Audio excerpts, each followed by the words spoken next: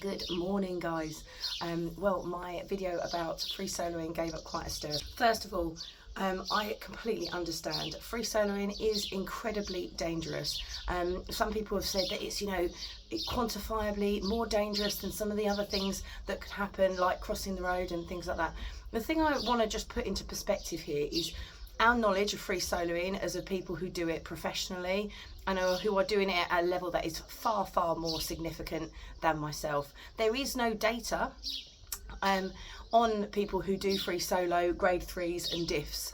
The reason I know this is because I most certainly have not contributed to that data, and I have been doing that free soloing, that is, for over 5 years, and nobody's ever asked me. And I also have obviously a number of friends who do the same. So where people are saying that statistically they believe this to be true, I think that they may have seen in the news 1 or 2 accounts of people who have possibly died, or also I am very sorry to hear that somebody did die while free soloing. But I just want to say, in terms of quantifiably trying to talk about danger levels, I don't think we have that data, and therefore I don't think that statement is at all valid. And I think just to add there, really, in terms of the people that we do know about free soloing, they are generally pushing the grades. We either know that these things happen. I mean, there is elements of probability with rockfall, and that is why you always should have 3 points of contact whenever you're making a move. Again, it's about you becoming complacent on the mountain that is going to put you in more danger, when you are pushing yourself beyond your limits and you're becoming complacent. And I personally don't think that I was doing that with these 2 boys. I really mitigated those factors. We backed out of doing Cynefin Arete only a month or so before we did Cynefin Arete, due to the fact that I did not feel the weather conditions were appropriate. And that was even with rope. I just felt that it was slippery, it was exposed, and I didn't want to put myself in that situation. So I'm not risk averse, but I actually don't like to put myself or my children at risk at all. I'm actually very, very scared of falling. So that, just to sort of like clear that up, I'm not kind of like gung-ho trying to do the most dangerous thing all the time. For me, the biggest point I really want to make here is when it comes to teenagers. Teenagers are, they are at 14, and these boys are nearly 15. They are exposed to so many, what I perceive to be more significant dangers than a mountain. For example, engagement in alcohol, drugs, crime, even things like county lines now we have in our area, which is trying to drag children in to selling drugs, and I personally think that the dangers in society far outweigh the dangers that can be exposed on the mountain. And for me, one of the biggest the biggest endemic at the moment is really to do with computer games, to do with youth spending a lot of time in their houses on their computers. Why do you guys think that they're on their computers? Is it possibly because they can't get the excitement in real life?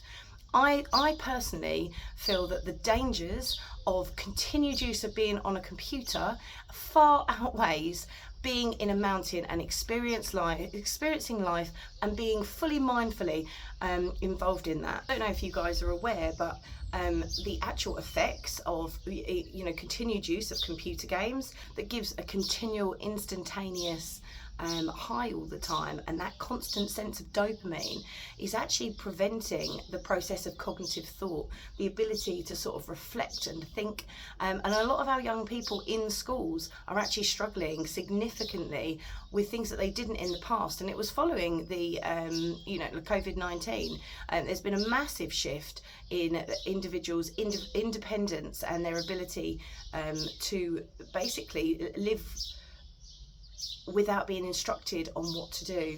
And I personally think that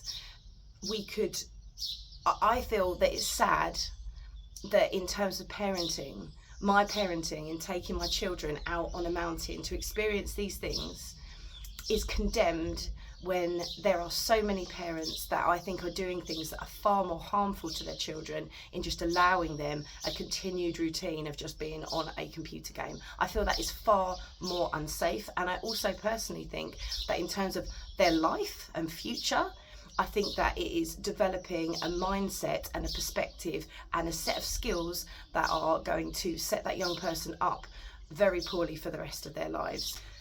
And I guess that's the thing, is if I'm bringing children onto a mountain, I'm involved in that danger. I'm involved, aside of, you know, if they were going to go out and they were going to start drinking and doing all these other risky things, I'm not involved. We try and protect our children so much that actually they don't come to us, they don't talk to us about the dangers. They just go and do it because they think that we're just going to say no.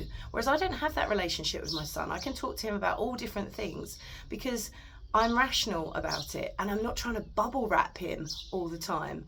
And I think, you know, bringing that danger and that level of excitement and that dopamine high, you know, and the euphoria of climbing a mountain is so much better than getting it from a drug-induced way, or from doing something risky in terms of crime. And that's what our young boys are doing. That's what they're doing. We can't lie. We can't deny it. It's the truth.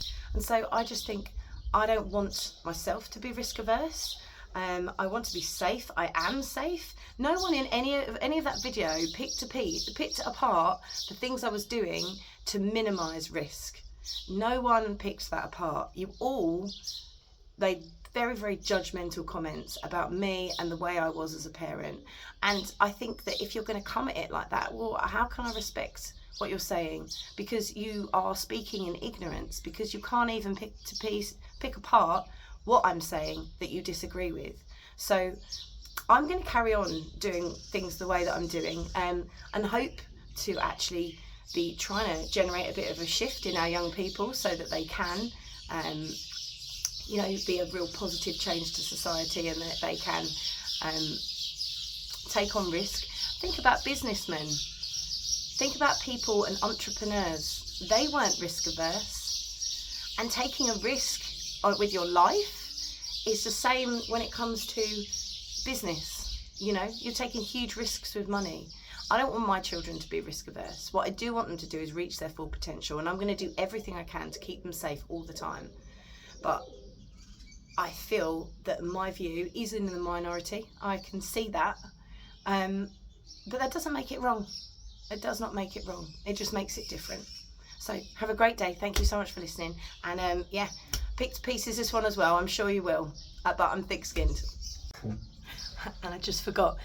If you think what I've been doing is dangerous, I am going to be doing the hardest Via Ferrata in Spain. That's why I'm in this lovely place at the moment.